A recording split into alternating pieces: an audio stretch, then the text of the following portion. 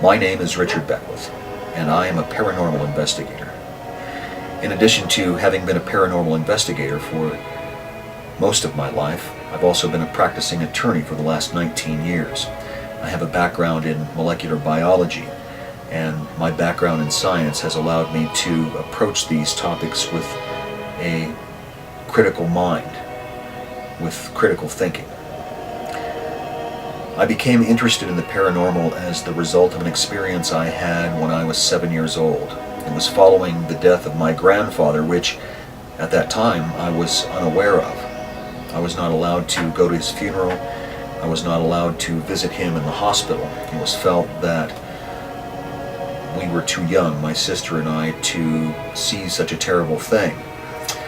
That, of course, was a mistake on my parents' part, but nonetheless, I found myself asleep in my room late at night. It was dark. I was laying on my left side, and I felt the grip of what felt like hands on my right arm. It woke me from a dead sleep, and I immediately opened my eyes and began staring at the wall in front of me.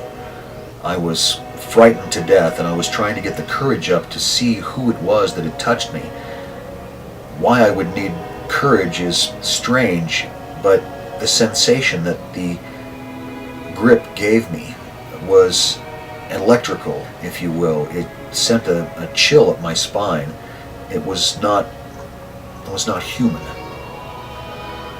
After what seemed like an eternity, the hands of whatever it was let go of me, and I began to hear footfalls on the wooden floor next to my bed, heading down the hallway away from my bed.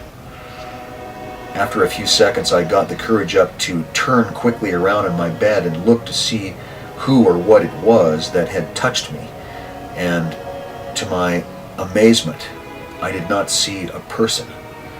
I saw what I can only describe as a pillar of mist, a translucent pillar of mist. I could see through whatever it was to the end of the hallway, and there was a window there, and I could see the window. This thing floated down the hallway, but all the time I could hear the floor creaking as if there was weight being placed upon it. The apparition, if you will, got to the end of the hallway, turned, and went to the right down the stairs. I got up out of my bed, having mustered more courage, and I ran after this thing, whatever it was, screaming, "Who are you? What are you?" I got to the end of the hall and I saw it rounding off into the living room downstairs. Right at that moment, my grandmother got up out of bed and said, "What are you doing?" And I was 7 years old, and I was just going a mile a minute explaining to her what had happened. And of course, it was poo-poo. It was, I was having a bad dream. I was imagining things. So I went back to bed and went to sleep. Well, later in life I began to believe that perhaps it was my grandfather. We were very close, and I began to believe that perhaps he had come to see me, to say goodbye, to experience some closure that we had not been allowed to experience in life. And that, of course, may just be an assumption on my part, but nonetheless the experience was real. And this experience was not unique.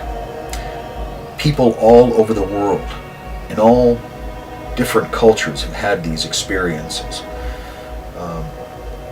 Things that don't make sense, apparitions, voices, psychic phenomena.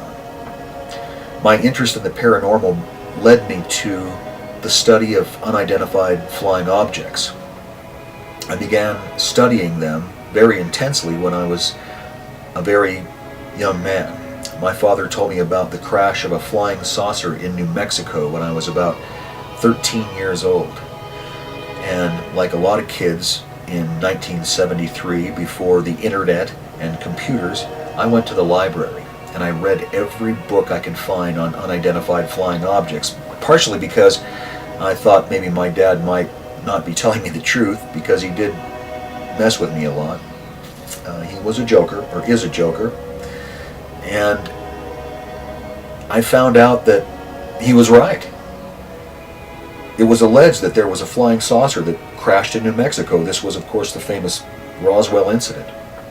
So that led me to a lifetime of researching the subject of unidentified flying objects, psychic phenomenon, ghosts. I eventually ended up investigating abduction phenomenon.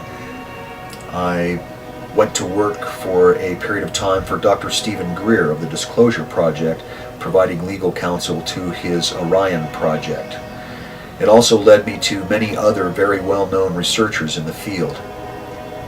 And of course, during the course of my life in obtaining my degree in molecular biology, my law degree, the search has always been for the meaning of it all.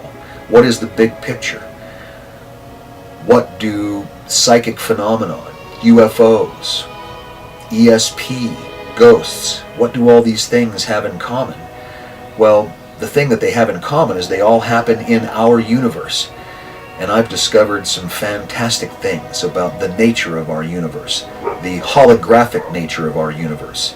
And that's the purpose of this, to share that with you.